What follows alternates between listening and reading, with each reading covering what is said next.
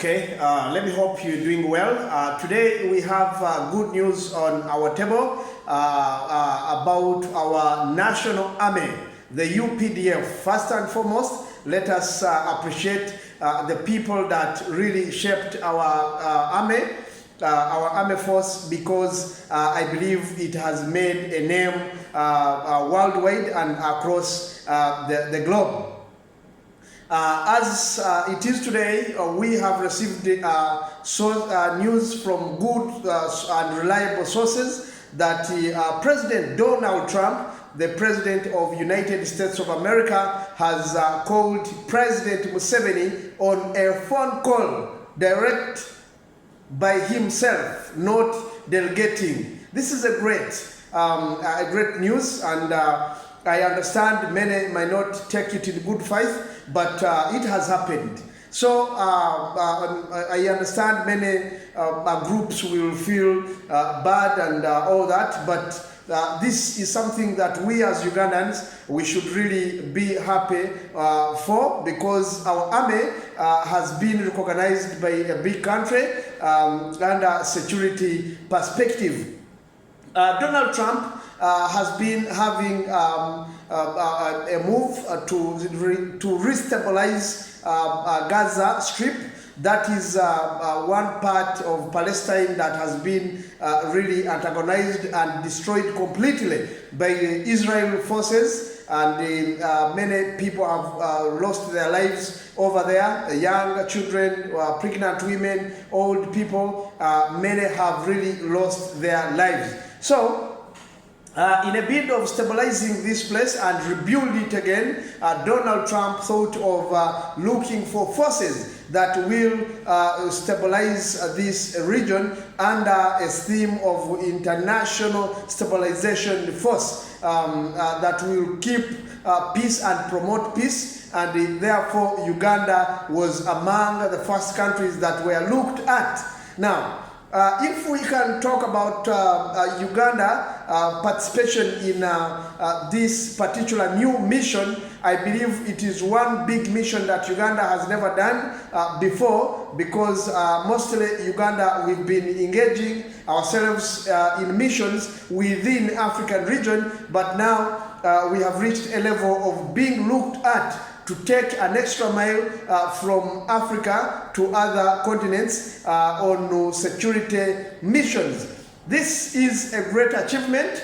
Congratulations to UPDF, even though President Yoweri Museveni has not yet finalized with the entire agreement how our soldiers will go there, what they will benefit, and so on and so forth. But as far as we know, President Museveni and his son, the CDF General Muhoozi Kainerugaba, I believe they cannot really undermine and ignore this deal. So anytime our soldiers will be really flying out to Gaza Strip, which is in the Middle East. Probably this is the first engagement our soldiers are directly encountering, all going outside of Africa to engage in such a big mission. Now, I believe it's better we talk about the factors that could have led to Donald Trump really think about General General Museveni, to have a phone call made to him to request him for a favor to take soldiers to United States of America. Now, I mean to Gaza, to help United States of America stabilize that area. Now, we have to look at the factors that have contributed to really UPDF reach that far. First and foremost, we cannot ignore the fact that Uganda People's Defense Force, as a force itself, has really done and completed a successful missions across Africa, and these successful missions have, of course, been put on record.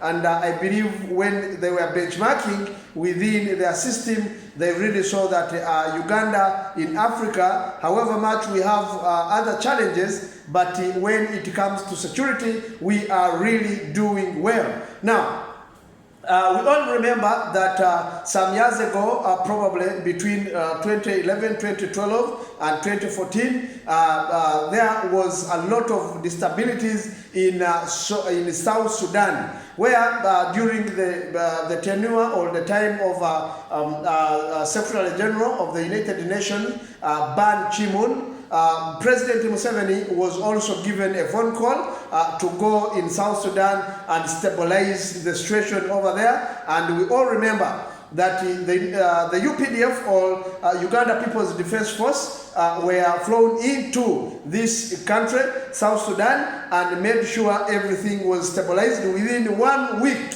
the country was back to normal. Now, talk of Somalia. Somalia has been in security threats for decades, but UPDF, or Uganda People's Defense Force, has really stabilized the situation over there while engaging direct confrontation between Uganda People's Defense Force and the terrorists who are feared by the whole world, known as Al-Shabaab.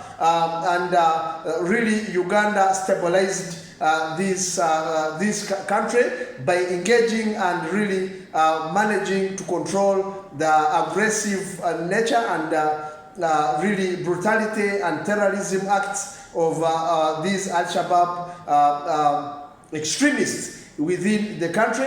And now the country is stable. The president is within the country. Those days he used to govern Somalia from Uganda, but now the president is stable and doing his presidential duties within the country. When we come to DRC, Congo, Democratic Republic of Congo, Uganda has been there several occasions, also on peace-related deals, including the current mission that Uganda is carrying over there against the ADF, Allied Defense Forces, ADF,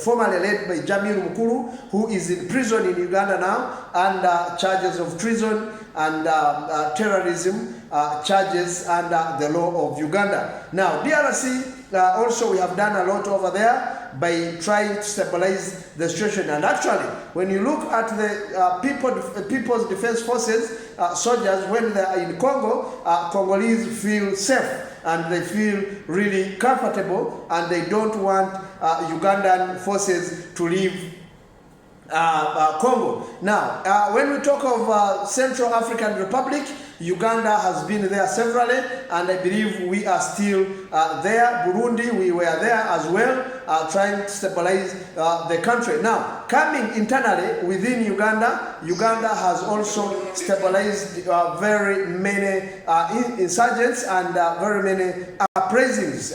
These include the ADF itself, because it started from the western Uganda in the sides of Kasese and the mountain Rwenzori, not until Uganda People's Defense Force fought them until they overpowered them and they flee from Uganda to the sides of the Congo, and now we have followed them in the Congo to make sure we end them and they are no more. We talk of Joseph Kony of the Lord's Resistance Army, the LRA, was also a big problem in Uganda, and we kicked him out of Uganda under this force.